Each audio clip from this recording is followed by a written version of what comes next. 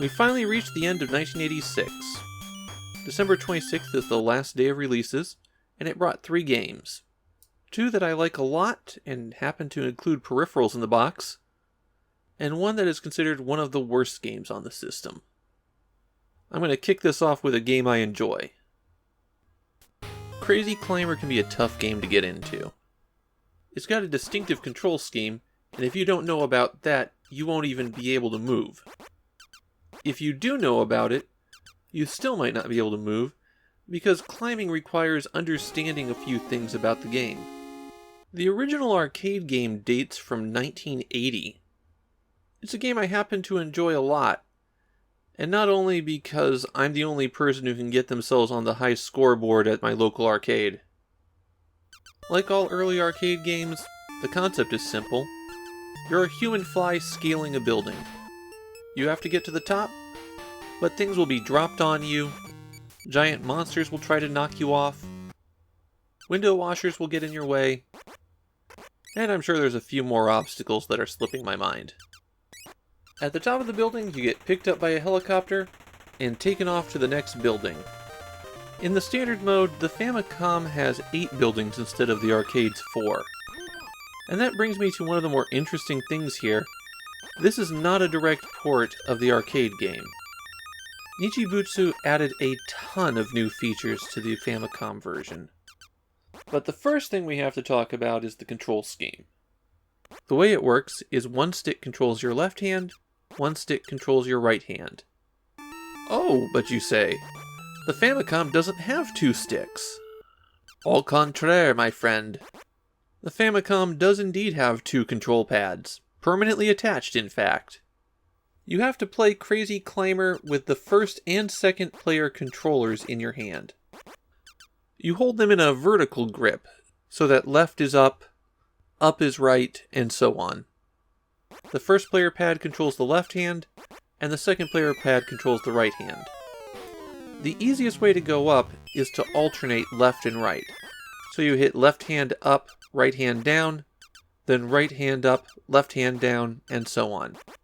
As long as there's a hand grip, you'll just shoot up the building like that. The hand grips are the next thing you need to know about Crazy Climber. Windowsills are safe places to hold on to, and you won't willingly take both your hands off of a grip.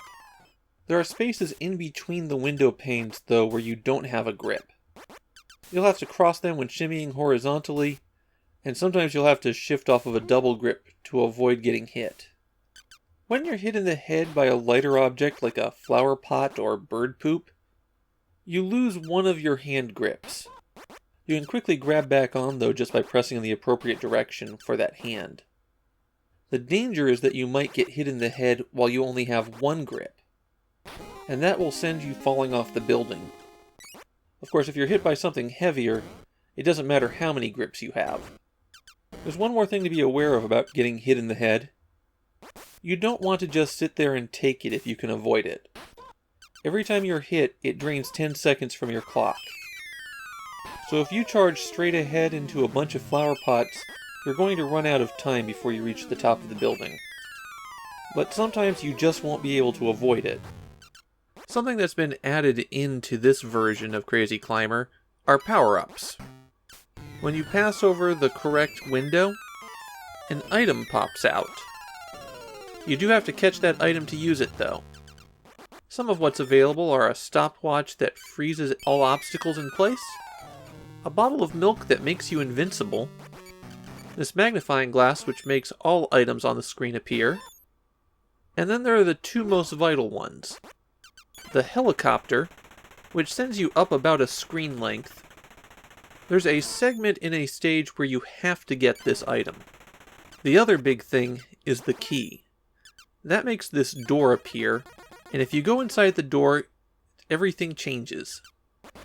You're now in a platforming section, which only uses the first player controller.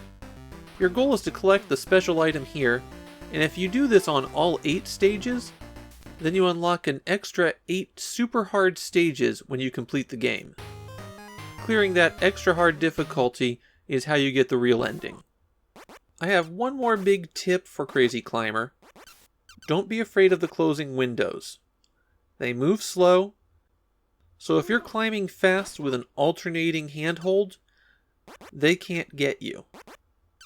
It will put you at risk of getting hit, though. If I have one complaint about Crazy Climber, it's that the randomness of the obstacles often leaves you without a forward path. I've even respawned on a window that's shutting just a second after I start. It can be an unfair game, but there's continue right there on the main menu, so dive back in and scale that building. One more neat thing about the Famicom version, the original release came with special coverings for the D-pad. You'd slip them on, and then you'd have little joysticks. Kind of neat, but I think I'm okay just playing with the pad. So yeah, Crazy Climber's a good game. It's got a pretty tough barrier to entry, but it's also rewarding if you can get over that. Most of the additions are pretty good, though it doesn't really need those side view areas. All in all, a good port of a classic game.